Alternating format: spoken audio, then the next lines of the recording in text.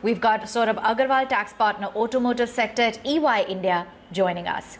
Saurabh, good morning. Can you talk about the Auto PLI scheme? Do you think that focus on the auto manufacturing for export and import substitution is an important step, given that it is, of course, 40% of the manufacturing in the country? So first of all, thank you to ET Now for inviting me for this session. The important element which I want to highlight around the Auto PLI policy, whatever we are hearing from the public domain, is that the policy is primarily focused around exports and it's not around the import substitution. But if we talk about the overall vision of the Prime Minister, wherein we talk about the Aatma Nirbhar Bharat and making Bharat self-reliant, it is important that from an import substitution as well, there should be something in the policy. The policy is still not out, and let's see how the final policy turns out to be. From the overall auto sector perspective, given that 57,002 crores have been allocated for auto and auto components and 18,100 crores which are allocated for the ACC, it's surely that auto will see a boom in this space in the next 5 years to come.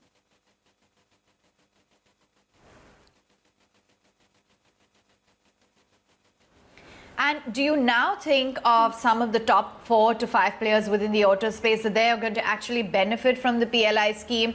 What more needs to be done, according to you, to garner more participation? So if you talk about all auto OEMs, primarily will qualify for the scheme based on the current criteria which we are hearing.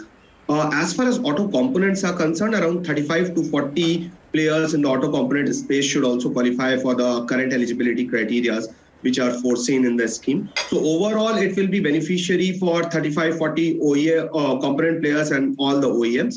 Saying so, the ripple effect of the same will be seen in the economy because overall manufacturing will boost in, and which will lead to MSME participation as well in the form of a Tier 2 and Tier 3 manufacturer also increasing their revenues because they do supply child parts to the Tier 1 component manufacturer who in turn supply to the auto OEMs.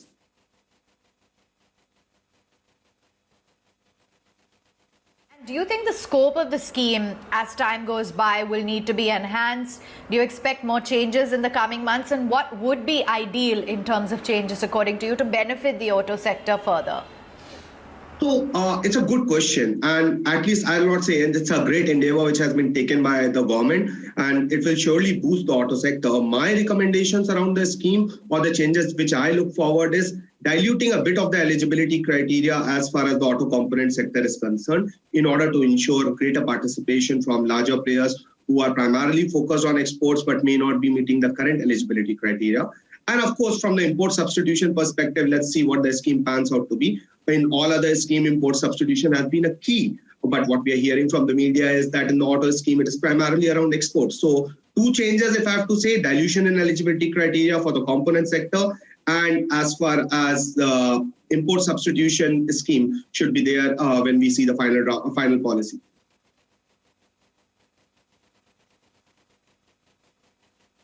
And Saurabh, what do you make of the auto capacity of India to supply parts for EVs? How big an opportunity is that now, considering Tesla has also registered in India?